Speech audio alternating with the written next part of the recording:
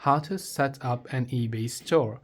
Now, if you wish to set up an eBay store, all you have to do is go ahead and then first of all, if you open the eBay app, log into your account and then you go to the selling section, it asks you to create a listing on the website. So what we're going to do is we're going to open up our browser and simply go to ebay.com/seller center. So ebay.com/seller center is the official website that you want to go to if you want to set up your store and sell items on eBay. Now, once you're here, you can see welcome to the eBay seller center and so on. Now, I would recommend that you do this process from a computer or laptop if you have.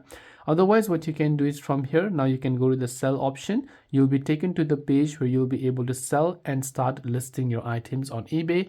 Accordingly, you can go ahead and then also set up your store and be charged a certain amount of fee from eBay for the commissions for the products you've sold. This way, you'll be able to set up an eBay store. I hope the video helped you. If you have got any further questions, feel free to leave them down below. Thanks for watching and see you soon in the next video.